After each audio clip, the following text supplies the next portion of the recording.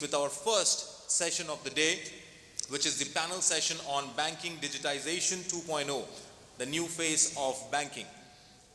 And before I call on the honorable panel members on stage who are going to enlighten you with this cracking session, I would like to highlight a few points of the discussion. Digital transformation in India's banking sector, what is the next? Connecting the dots between traditional and new digital platforms in banking, how digitalization is driving India's banking next wave of change, why do banks need to leverage advanced data analytics, and many more. So without further ado, ladies and gentlemen, please help me welcome the honorable panel members with a big round of applause. Joining us first, Mr. Ratan Kumar, General Manager IT from Central Bank of India. Big round of applause to Mr. Ratan Kumar. Welcome, Mr. Kumar. Please take your seat. Joining next in the panel, we have Mr. Vaidyanathan V, CIO from Unity Small Finance Bank. A big round of applause to Mr. Vaidyanathan. Welcome, Mr. Vaidyanathan. Please take your seat. Joining next, ladies and gentlemen, we have Mr. Prasad Routray, Head Corporate Business and Alliances, Airtel Payments Bank. A big round of applause to Prasad. Prasad, welcome to the panel. Please take your seat. Joining next, we have Mr. Bajrangi, DGM IT from Bank of Maharashtra. A big round of applause to Mr. Bajrangi. Welcome to the panel. Mr. Bajrangi, please take your seat.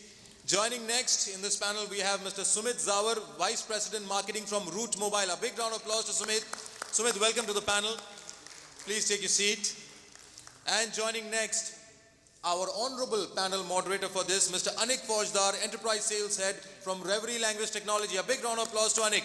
Anik, welcome to the panel. Please take your seat. So ladies and gentlemen, we are off to a great panel session. Anik, all over to you. Looking forward to a cracking session to start the day. Thank you so much for this. Good morning, everybody. How is the day for you guys? Navigating to the traffic of Mumbai and reaching to this place? A big shout out to the traffic of Mumbai. Yeah? All right. Thank you so much. So it's always a pleasure to do the first panel of the day because you start off the day with the whole topic that we are coming here for in terms of and this 2.0, 3.0, 4.0 is all pressure that we built on ourselves as we move in there.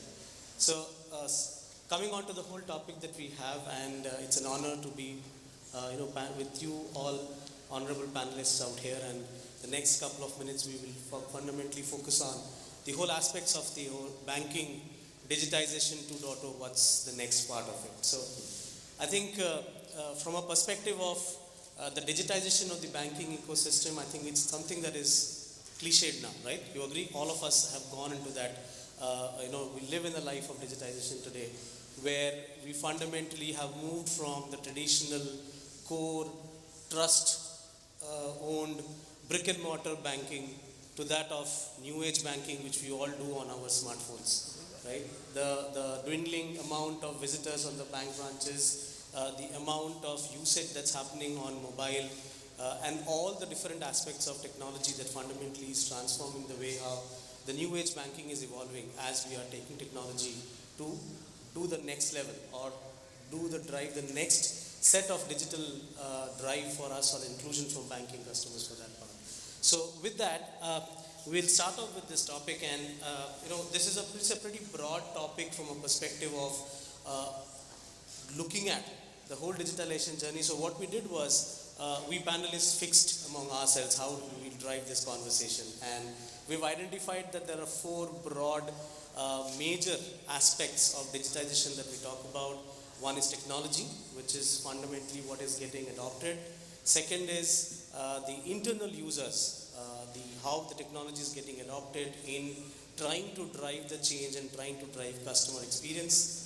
Third is the customers themselves, the users. And fourth, of course, is the regulators, is where we have fixed the whole panel in terms of having some questions that we would deliberate upon, some of the aspects we'll deliberate upon, and then we have time for open questions from the audience for any of us on the panel to answer for that, right?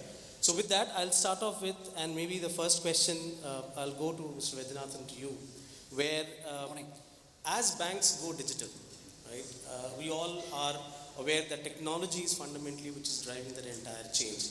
And the whole digitization drive for bank fundamentally has two areas to balance with. One is the entire aspect of the customer experience that we are trying to change, And the other aspect is how do you reduce cost, how do you improve efficiency, right? Now, from a technology perspective, how do you see banks balancing this out? And how do you see the challenges that are fundamentally there when you talk about technology adoption and digitization? And what do you think are the next steps that we have now when you go talk about a 2.0 for us for that? Good morning, everybody, and thanks for giving us talk about technology. I come from a new age bank. Unity Bank is hardly, I would say, less than say 2 years old, and we are a digital first bank, and that's what we call ourselves. And the challenge is multifold because we are already very late in the race, and if we go by the branch route and the old age way of doing banking, I think it will be another 10 years before we even catch up with the last of the banks. So the mantra is digital, and when we talk digital, like you said very clearly, there are for me as a CIO, there is this user who is an internal user, then is the customer who is the end user. So the demand fundamentally comes from my user as to what he wants, because he's going to address the customer. And also the customer is also directly demanding technology. So there are end users, while they use it, there's a lot of infrastructure that goes at the back of it. And we started somewhere in November 21, and we acquired another bank in January 2022. So we have not yet started crawling. We got another bank. So that was in a suspended state for 2.5 years, and there was some technology, there were a lot of people out there. So it was a technology mess, and we needed to clean up the whole technology, and as part of that, we had to create the back-end infrastructure which can create this mantra of digital banking and digital first kind of a scenario. As I speak, one of the pet peeves that I have, some people say I carry 2 wallets, one on my right and my left side, but the problem is so many plastics in my pocket. So get rid of plastics. So as I talk, I actually brought in this, it's a digital ring, and I can use it for payment for my coffee or something. And it's being used by many banks. And it's the risk is less. You can load it to 100 rupees, 200 rupees, or even 1,000 rupees. So digital is there everywhere. Our chairman's mantra is very clear. You're not going to ask for, say, 6-7 pages of forms to be filled for account opening. It has to be completely A to B digital, and majority of it has to be on the app based on the phone. The next comes the internet banking. So we haven't yet reached out to the customer actively because our app is still in work in progress. It will be live. So because the amount of effort that goes behind to get those things up and running. So one of the effort that we did, and which I will talk about later, is that we fundamentally replaced our CBS, and that we did successfully. And apart from that, we are doing the others. So the underlying technologies have to be in place for me to be completely digital. So otherwise, I'll be just saying digital but not doing digital. All right, I think that's a very interesting aspect of it, and I remember you were sharing about the record 88 days that you guys took to do the entire transformation of your CBS. I think that's a wonderful record, I guess. Yeah, this was a necessity as well as a demand. Because like I said, I've been a part of the startup team at HDFC Bank in '94, but for me that time it was a white board with no dots, and we could draw any picture and name that picture and say this is an elephant or a horse or a peacock. But here I have a lot of dots on the whiteboard, and I have to connect the dots and make a meaningful sense out of it, and maybe it would make sense. So the first aspect was what do we do about being digital change of CBS. So we did change it in a record time of 88 days. Wonderful. So that brings a very pertinent question, which maybe I will take it to Mr. Ratan, you. Does this change the banks from being banks to technology companies, right? And what happens now? Does the CEO runs the bank, or the CIO or CTO is the folks who would actually run the bank now, given that we're talking about technology driving each and every aspect, at least most of the aspects of the customers that the bank is serving to? What do you think about that? Well, thank you very much for that wonderful question, actually. In any case, of course, it is the CEO who runs the institutions or organizations, and CTOs or CIOs are the enablers for that. And I see as an organization, the primary goals for any organization is, one is, say, specifically for the business, for the banks, is business growth, customer convenience, and productivity stuff. and all this encumbered into the within the regulatory framework. So these are the four pillars under which whatever we do it. So as a CTO or a CIO, our job is to enable the business to grow, business to provide those services and see that we are matching the industry and the peers.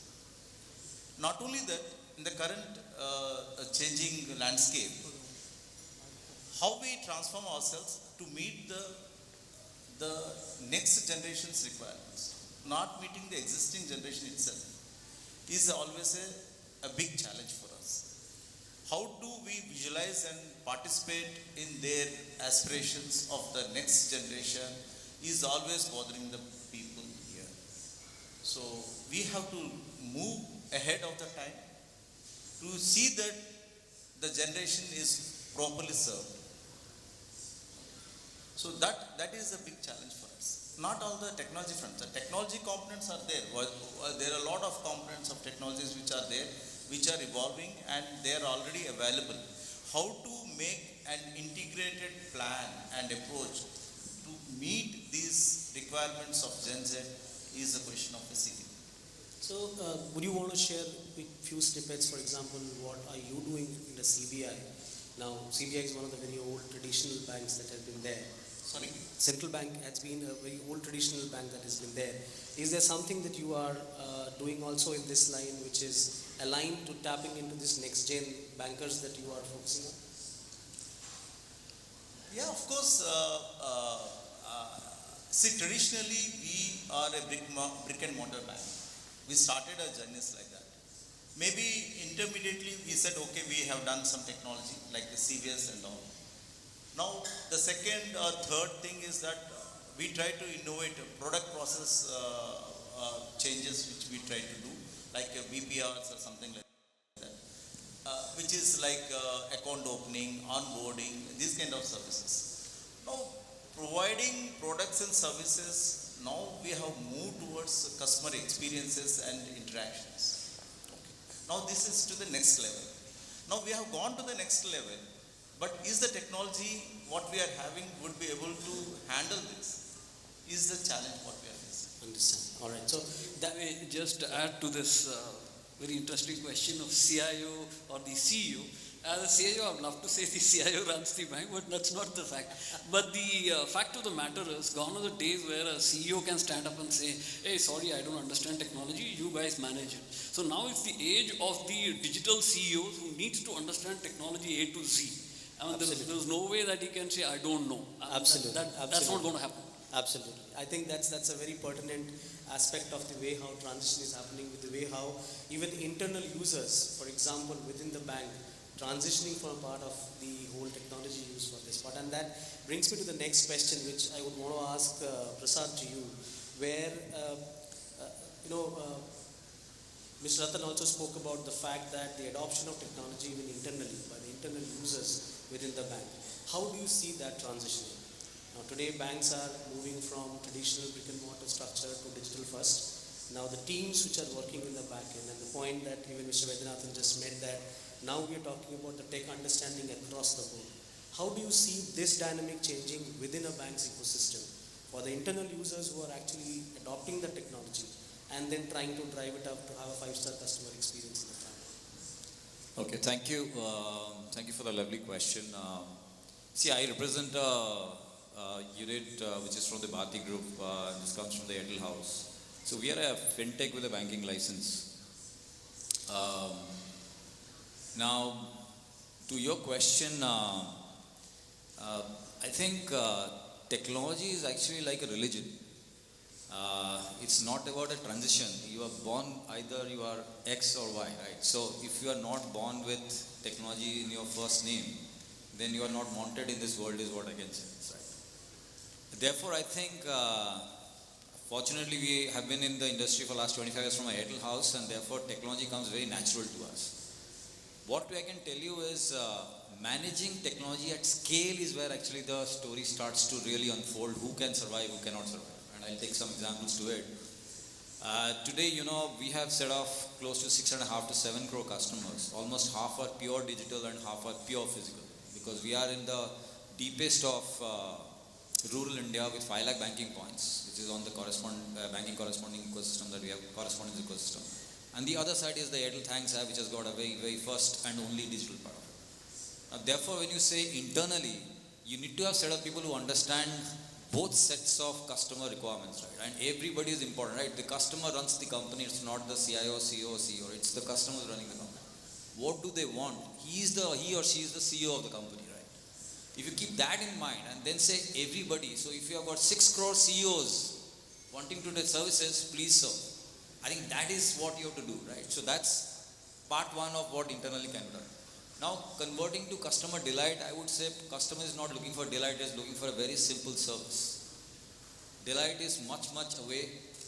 If you ask me delight, there should be no cybercrime. It will never happen. It will always happen. So I think I'm keeping delight as out of it. But if we can manage to really know what is our customer's next need, I think we have arrived. So do you see a fundamental change happening internally also, the capabilities of people within the banking dynamics? I mean, even you are a payments bank, though you are not like a traditional banking, but fundamentally the new age banks that you are, the capability of the people internal is something which is also fundamentally transitioning a lot. Yes, so I think, as I said, fundamentally the people that come and join the company must have 10% of CTO, CIO DNA. Otherwise, you can't, right? We may not be CIO, CTOs. In fact, I'm feeling very fortunate I'm sitting with all technologies, but I'm from the business side, right? But if I don't understand what all these 3 gentlemen or 2 gentlemen told, I would not be needed in the organization, right?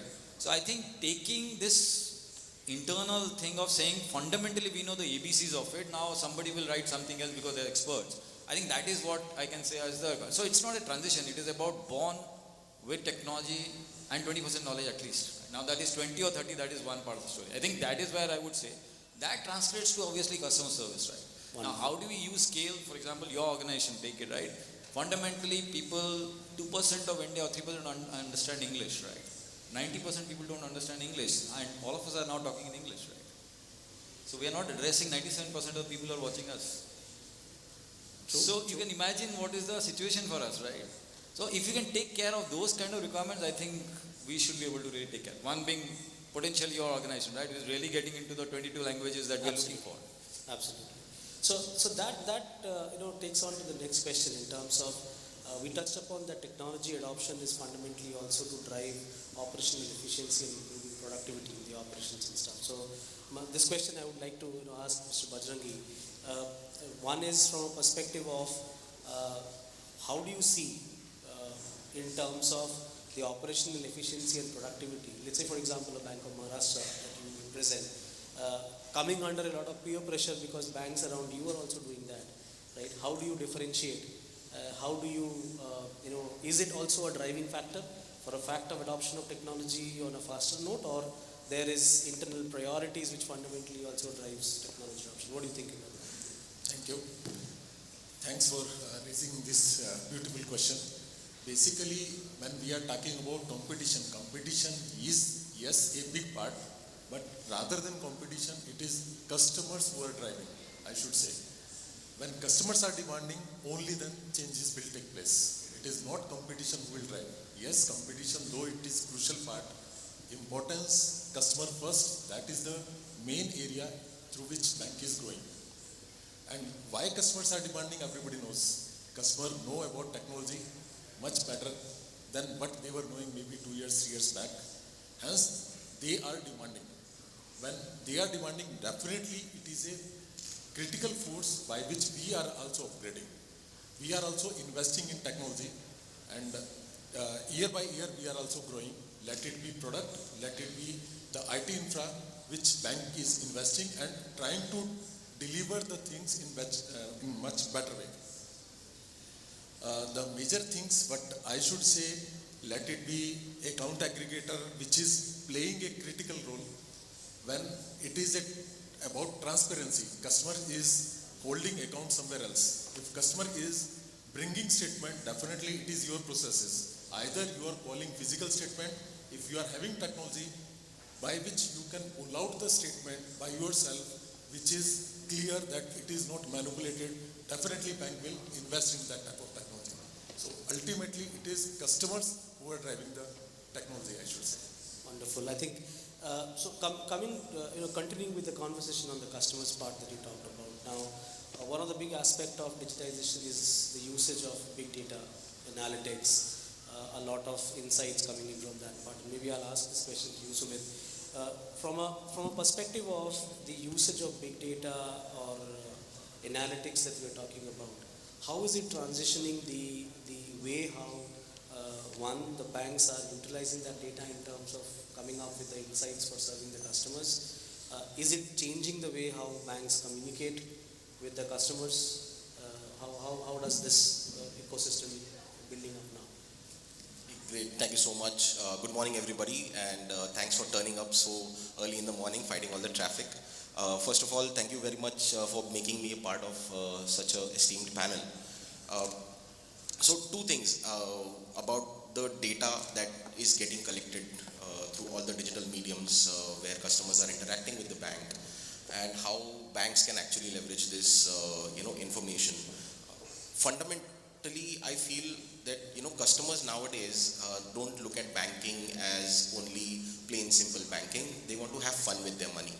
That's where the change of mindset has happened, and how banks can really enable this fun element or this element of where it makes them really fall in love with how they interact with the banks is what's going to make the difference. So when we talk about data, when we talk about analytics, I feel depending on the spending patterns, depending on where am I saving my money, or where exactly is my repeat spends happening, what's the income level that I'm falling into.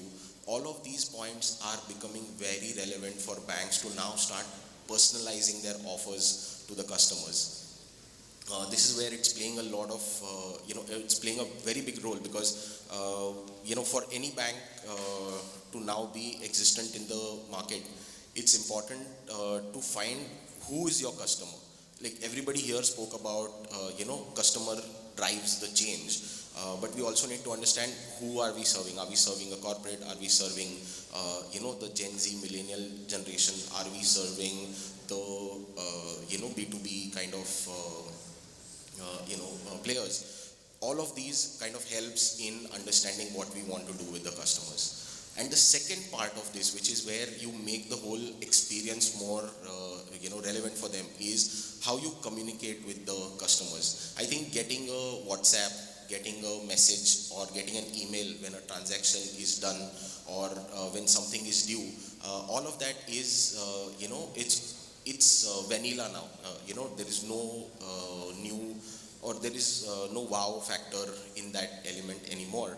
But if that entire exchange can be made more conversational. If I want to park 500 rupees every week to save for a new camera, I should be able to just WhatsApp it to my bank and it should start a recurring deposit for me.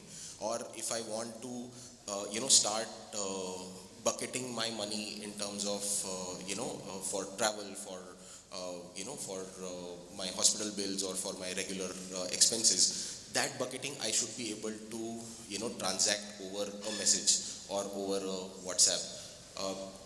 I feel these channels are something that will help banks penetrate the market a little more. We have more than 685 million smartphone users in India. WhatsApp or RCS or any of these channels, they have more than 60-70% market penetration. So be it the Gen Z, the millennial crowd, which is in the new age of banking, or it could also be the audience that is currently not a part of the banking system, which is your rural areas. They have struggled with technology, but we can make it more simplified with just SMS-based banking or voice-based banking or WhatsApp-based banking, because they already have those applications in their phones, and it just becomes a lot more easier for banks to do that. I think that's something that will happen and should happen in the near future. That's something which is really interesting for a fact that is there anybody in this audience who is not on WhatsApp or who doesn't have WhatsApp? Please raise your hand. And I think there is nobody, right? And one of the jokes that we were having backstage is that even policy decisions are being made on WhatsApp right now on groups, right? things are getting exchanged and decision making is happening on that part. So now this is the way how, for example, customers are changing. So my next question, and Prasad, I'll ask this question to you predominantly from the kind of work that you guys are doing in Airtel Payments Bank.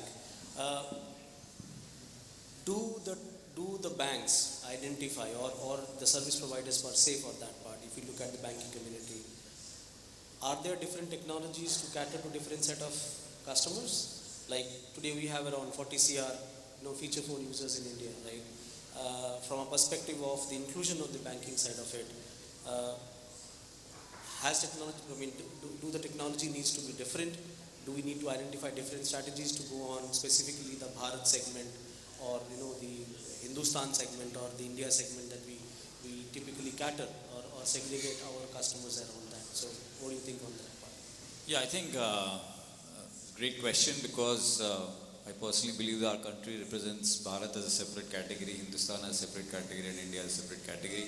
Possibly we all belong fortunately to India, but we would like to convert Bharat into an India situation, right? Yes, I think technology definitely is customized based on what kind of demographics and who's the client in front of you. For example, I can tell you that we have an app called Mitra app. This is possibly, if not India's, possibly world's largest digital app present in 5 lakh banking points. It's a platform. People come and do assisted banking. You need a human there and a technology platform and the person. So it's a combination of that.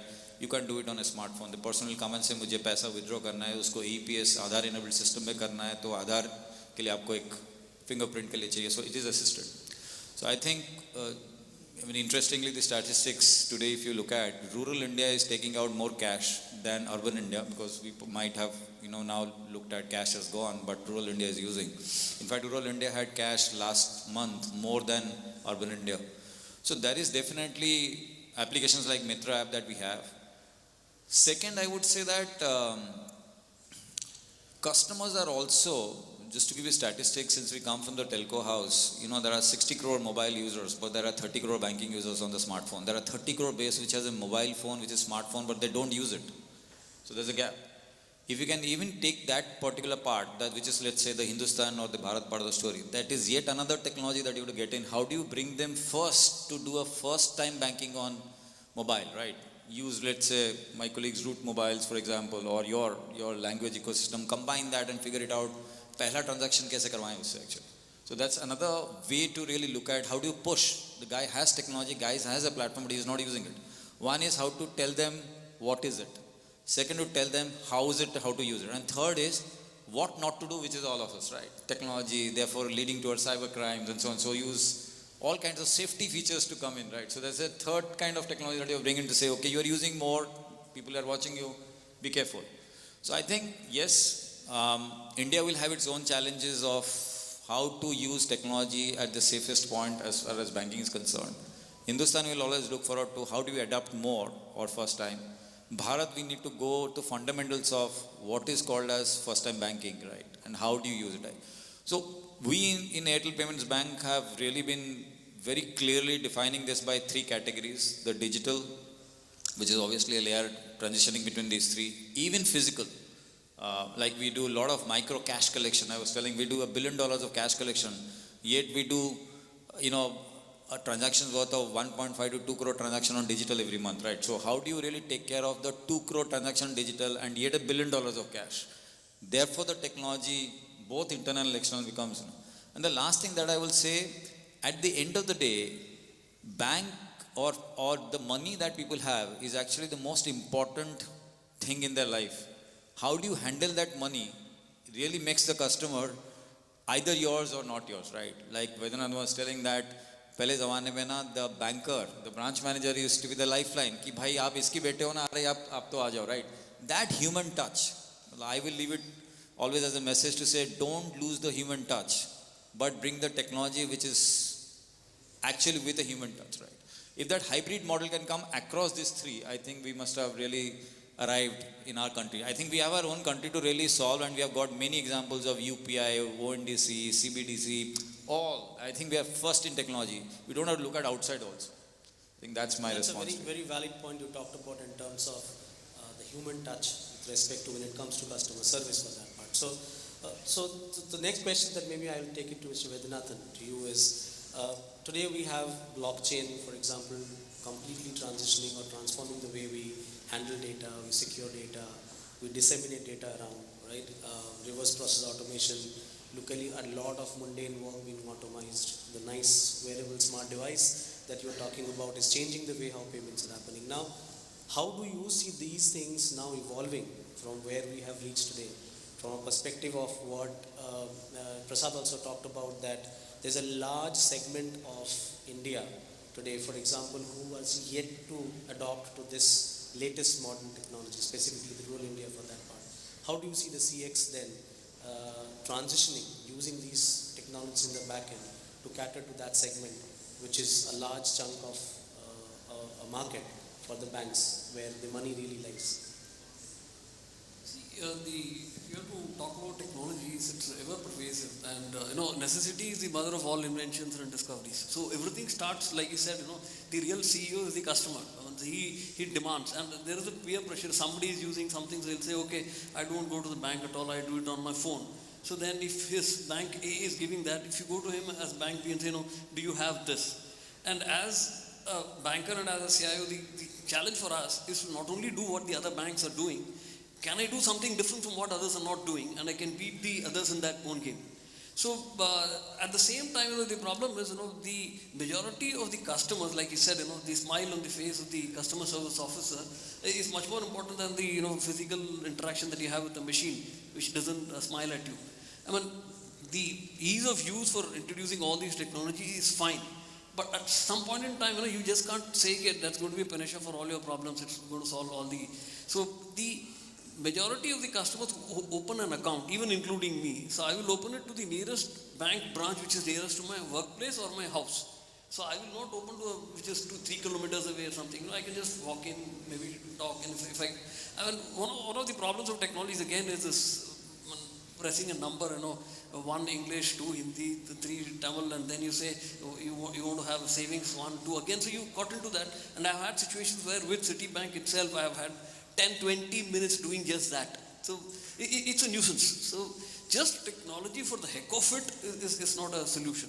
So it's had to be a right balance between what we do. But yes, technology has to be there, because if bank ABCD is offering, then I have to also offer that. But what can I do beyond that is something. For example, like I said, this ring. I mean, there are public sector banks which are the first ones, they are already using it. It's so easy for me to just tap, pay and walk off. I mean, I don't have to, and I can reduce the risk by say just load 100 rupees into it. So if gone, it's only 100. If it's fine, it's ease of use. So, like I said, everybody almost, you asked everybody, does they have WhatsApp? I say the fundamental question is there anybody without an iPhone, without a phone now? Everybody has a phone. So phone banking is given, I mean, internet banking is given, and even if you come to ATMs, and ATMs are actually a dying breed. When I talk to my peers in the executive committee, they say, why are we looking at ATM? They're dying. Nobody is going to withdraw cash. So everybody, even a small fruit vendor or a vegetable vendor on a tela will say, sir, you pay by UPI. You say, so the phone has become a big tool in the hands. And for us, the challenge is to then provide the necessary infrastructure at the back too. So I would say, I mean, I may be biased, but I say the collateral benefit of this demonetization was this. Payment system evolved, and in Asia Pacific it's much better than the US. So Philippines and India, they are the leaders. Fair enough. So I mean, the whole question of demonetization, we'll park it for an evening conversation on this, because I know that will evoke a lot of mixed emotions around in this room. So my question then is, all that we're talking about from a perspective of technology enablement is good. We're talking about that there has to be a balance with the human touch. So my question to you, Mr. Kumar, is, where do you see then the challenges that might happen? Because if the growing reliance on technology is fundamentally driving the digital whole experience that we are trying to bring in the banking ecosystem, there is a risk of the human touch going down, because a lot of mundane work is being done. The other aspect is a lot of this, like for example, you said that today we don't need cash, but in reality India still is a cash economy, and barring those metro cities where we had very deeper penetration of, like I come from Bangalore. I mean, Bangalore, every rediwala, every auto guy would take an UPI. But you walk out of Bangalore and you go to a Mysore or a Tumkur, we don't have that scene there. So in this scenario, how it is evolving, where do you see the primary challenges that might come in terms of driving this, in a scale that you would want to? Yeah, if I know the answer, I think I would have been at a superior position or a very number one organization. But that apart, I can tell you a couple of things. The technology, what we are doing, and the human touch, okay, both will coexist. In the sense that whatever technology, what we are doing, it's basically to simplify the operations part of it. Okay, mostly we are handling the operations part in the technology front. So the human touch would be there and will continue to be there. But they will play a superior role. Unlike the traditional roles where they used to do the operations, which has been changed to the technology front. Now they have a better interaction, better understanding of the customer, and better giving a better experience to the customers. Probably as a listener, as an advisor, or as an entrepreneur, you require a human touch to understand the sentiments and give a personalized solution to it. So banks, the transition is happening from the operation side, which is moving to the technology, and they will be given more time or getting more time to address the people and be with the people. So that's how the transition is happening. Furthermore, there are certain customers, this is all traditional old customers what we are talking about. But there are Gen Z who would not like to come to the bank at all. And they are digital natives and they just don't want to spend time on these mundane jobs. So we need to handle those people also. Even while handling them also, it is very much important that our experience or what we are providing should be more of interactive. It cannot be just a mundane providing of products and services. It is more of a platformification. It is more of an ecosystem. It is not, bank is not just merely a credit and debit. Now they have to provide an ecosystem to it, whether it is a shopping experience, whether it is wellness, or whether it is travel, vacation. You need to address all these aspects, then only you can become a very comprehensive provider. And all this can happen with the technology. So that is where it is going. And I think we all agree for a fact that technology is something which is fundamental in driving the whole aspect of digitization and taking the entire level of service, both from a perspective of internal operations as well as from a customer's experience perspective. Now that brings in a very pertinent question which fundamentally comes in from a regulatory concern perspective, the data privacy. I mean, a big elephant in the room nobody wants to talk about, right? Data privacy, RBI guidelines with respect to the key data. So this question I would want to take into Mr. Bajrangi, to you.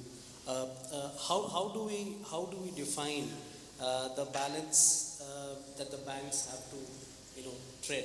It's a very thin line of trading where they have to drive digitization because customers are asking for it, not more so from competitive pressure, but customers are asking for it. At the same point in time, be compliant on the data privacy aspects of it. The common man who has been trusting the bank from savings money should not lose that money. So in this digital drive, how do you see banks complying to the whole aspect of data privacy, and how is it changing the thought process of adopting the technology for them? Thanks for this question, because this is one of the critical question from that angle. Many people who are not trusting on technology are not using digital channels. Basically, when we are talking about technology, all the regulatory guidelines what are there are built in while creating that technology in conceptual stage itself.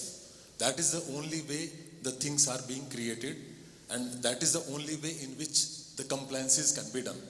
If we take the example of data security, or let it be risk management, all these things are taken care as part of technology itself. These cannot be done as there are some lapses happening and post facto we are doing. We cannot do that way. This is integral part of the technology when we are doing. there are various facilities which technology is also providing, like digital ID that is there, by which we can recognize the customer uniquely. Same way, AI is coming into help, where we can do the prioritization of the data, whatever is required for customer due diligence. So all these things are taken care as part of technology. All right, fair enough. I think that's something which you're saying is data privacy is something which has to be inherent as a part of the entire technology adoption aspect of it.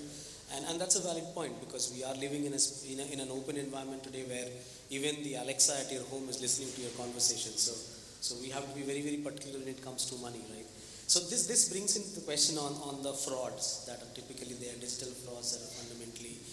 And I was looking at one of the reports which shows that almost 11% Indians still with the banking, the customers served by the banks, they still think that the banks can do more from a perspective of helping them prevent fraud detection. So how do you think, Sumiit, the question is to you, from a perspective of from a fraud detection as we are adopting technology. So it's like, the yin and the yang exist together, right? Both sides of the coin, the guys who are making technology, and then there are a set of guys who are knowing how to hack into that technology, right? In this race that is there, which is a reality that we will live with, how do banks emphasize on fraud detection, fraud prevention, specifically detection and then prevention from that? What do you think about that? Great, thank you so much for that. I think, when you said that technology is an enabler, at the same time it's also crippling the use of the same technology for fraudulent transactions, for scams that are happening. Social engineering, I think India ranks one of the top 10 countries in social engineering attacks that happens all over the world. But there are a few ways in which I feel this can be identified, by the banks itself. Why, when you look at anybody who's using the bank's application or they are transacting with the bank, one very interesting factor that has, come to light is most of the social engineering frauds, like almost 70% of them, when they are happening, the person is on the phone call. So either they are being made to believe that they are talking to an actual bank representative, or this entire transaction that they are doing is, it's a valid transaction. These kind of scenarios can be very well detected by technology. We have solutions where we can identify if, when the transaction is happening, is this person on the call right now, and banks, we can help banks to, then alert the person. Are you sure you want to proceed with this transaction, when they receive an OTP or when they, try to go further with this. More such solutions are coming to fore, for example, we can identify if the pairing of that SIM card has changed very recently with the device. So this is one of the biggest identifier of how SIM swap frauds also happen. And if my SIM card, if that is registered with the bank, my phone number that's registered with the bank, if the pairing of that SIM card with my device has changed in the last couple of hours, and I'm trying to make a big transaction, that is a real-time highlight which can help banks to identify that this has happened, and there could be a call that can be placed from the bank to the person saying, are you sure you want to proceed with this transaction? Or this can, the bank can typically, block that transaction from happening. So these are some of the ways in which, I feel fraudulent transactions can be prevented. And then there are, of course, two-step verifications or cardless transactions that are happening nowadays. I think those are also some of the solutions that are, getting explored from that point of view. Wonderful, Sumiit. So one of the things that then maybe we can summarize is the fact that the whole digitization of the banking industry that we are seeing, the 2.0, is something which is a reality. We deliberated upon the aspects of how technology is evolving from the banks adopting that, keeping the whole customer centricity in mind, the data privacy aspect in mind, identifying the different customers segments and trying to go and cater to them in a manner where it can be easier for them to adopt. So one of the things that I would want to add to this whole conversation is the most important aspect of that would be the communication to the customers, right? And I am sure all of you will agree that whatever we are talking about from the technology adoption, from either it's 2.0 or 3.0 in our capability to drive the technology to change the way how we are doing, evolving our customer experience, predominantly comes into the whole aspect of communication. The point you said, the fraud detection alerts, the fraud detection, prevention awareness, fundamentally what the customers would know, the changes that we are making in our core banking system, which is driving convenience for the customers and stuff. And I think I'll borrow this from Airtel only. Baat karne se baat banti hai, right? So the more we talk to our customers, more we communicate. And I believe that one of the things that can continue and enable this whole digitization drive that we are talking about to be successful is, of course, Prasad, you touched upon that point in terms of speaking into the customer's language, and where the whole aspect of the technology which is powering the Indian language adoption over the internet. And today, if you look at India has around 735 million internet users, that as one of the largest in the whole world. Out of this, surprisingly, 535 million Indians are accessing internet today, which is in a language other than English. Now that's a huge segment to be catered to. And if you look at the major amount of consumption on internet after, for example, social media is digital banking is only around 14% of the overall internet users who fundamentally drive that. That's a very small chunk of customers who are fundamentally driving this. And is it because that, a lot of things that we are talking today from a technology adoption perspective, from going to the customer perspective, is fundamentally happening in English as a language, which we all come in. India is an aspirational country and we aspire to speak in English, but then maybe adopting Indian languages as a part of the core technology drive that we are doing, maybe enhancing that pace a bit more. So I think with that, we can conclude on the conversation that we were having around the topic of banking digitization 2.0, what's next. Maybe I can open up the floor for any questions from the audience for our panelists on this. So yeah, please, somebody can someone help with the mic, please, there? Please do introduce yourself, who you are, and then ask the question, please. Pushpendra from ICICI Bank. Just hold on, Pushpendra, we can hear you. I don't know if the other folks in the room can hear you.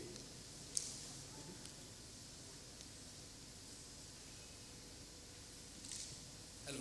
Yeah. So hi, this is Pushpendra. I'm from ICICI Bank. So I have a question, it was a great perspective from you all.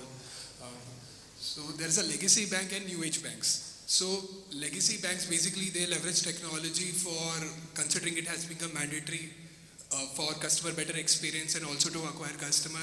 And new age sector banks basically, or new age fintech companies are also leveraging this technology for getting entry into the market. So want a perspective from you gentlemen that how the technology will be evolving in the future as a customer acquisition tool or for a better customer delight, or it will just become common over the period of time. Okay, so any one of you want to take the question? Mr. Ratan, Kumar, you? Yeah.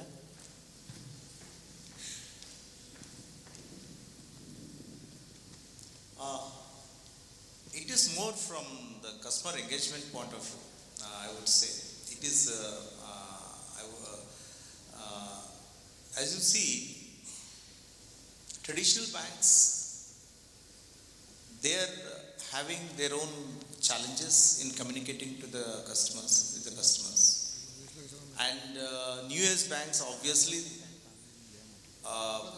their infrastructure is very new and they can't reach to the kind of network what the traditional banks already have. So they come with the technology to reach at a faster pace. Okay, this is the reality in which we are working. One is a traditional set of banks having a huge network and huge manpower, but technologically they have some limitations. So new age bank is already technology. So now these are the challenges under which we are working. Obviously, we are moving to a convergence. The traditional banks are moving towards the technology, and the technology banks are trying to add more and more network as well. So this is a combination. There is no one solution.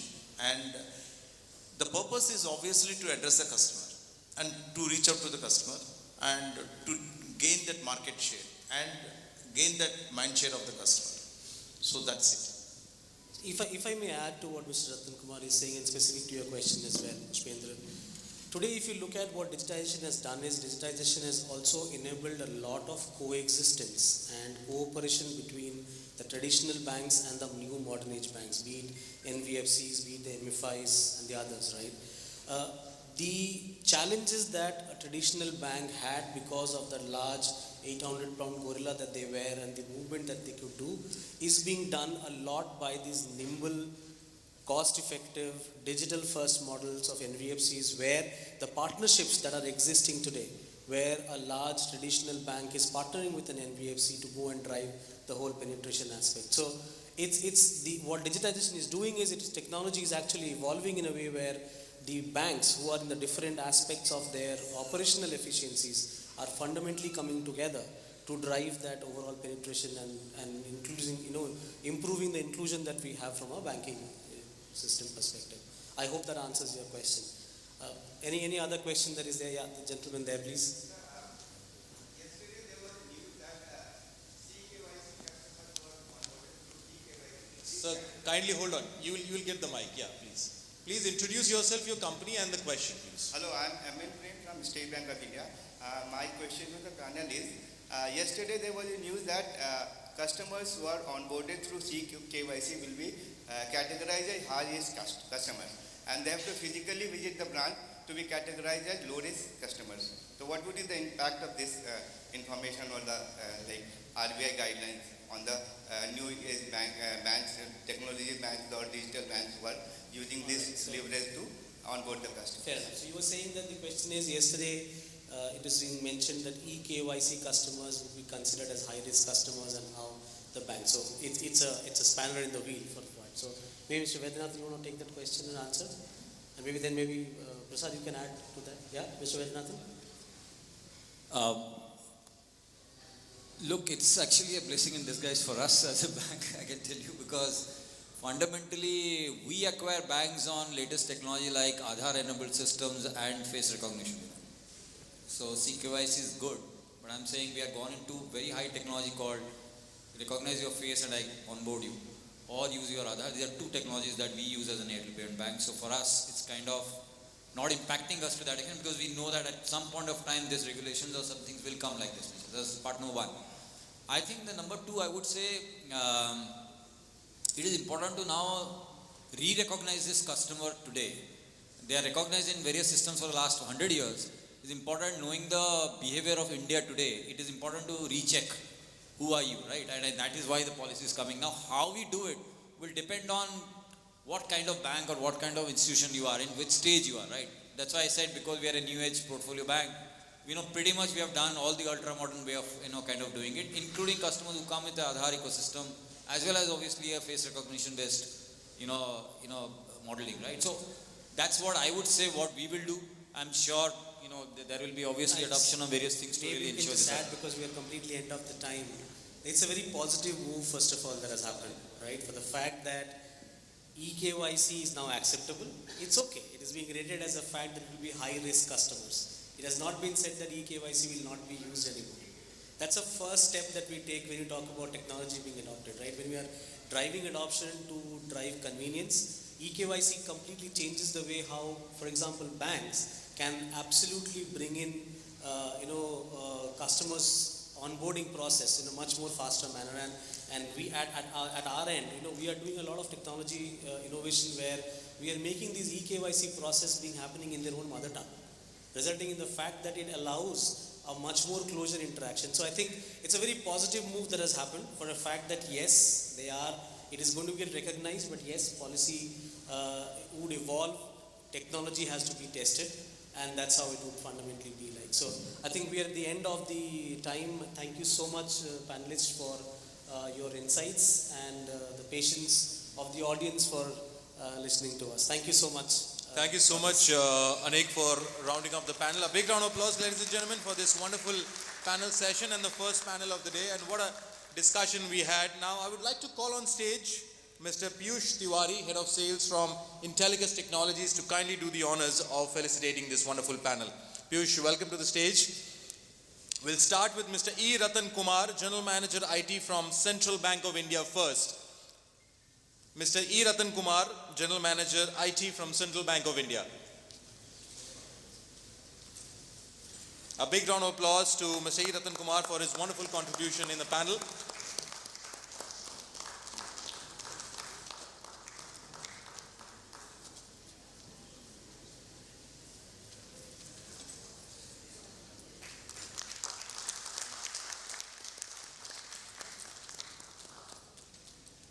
Followed by Mr. Vaidyanathan V, CIO from Unity Small Finance Bank.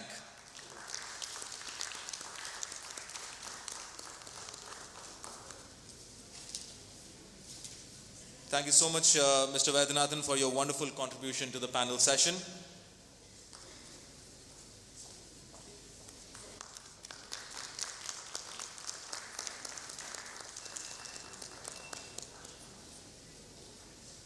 Followed by Mr. Prasad, Routray, Head Corporate Business and Alliances from Airtel's Payments Bank. Thank you so much, Prasad, for your wonderful contribution to the panel session.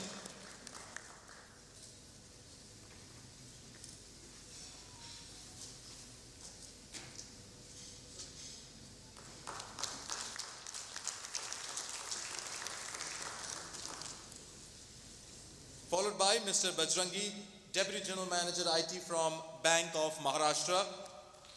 Thank you so much, Mr. Bajrangi, for your wonderful contribution in the panel session.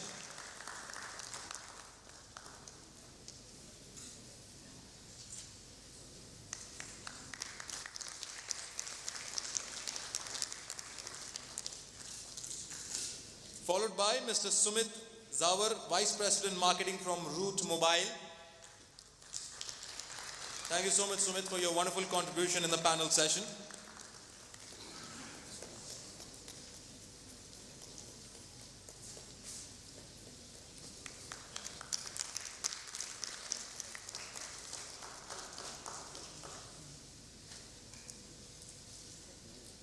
Followed by our honorable moderator for the panel, Mr. Anik, Fouzdar, Enterprise Sales Head from Reverie Language Technologies.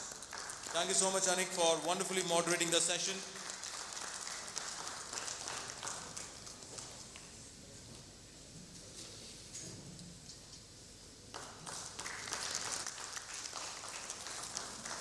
Thank you so much, honorable panel members, for your time and your contribution.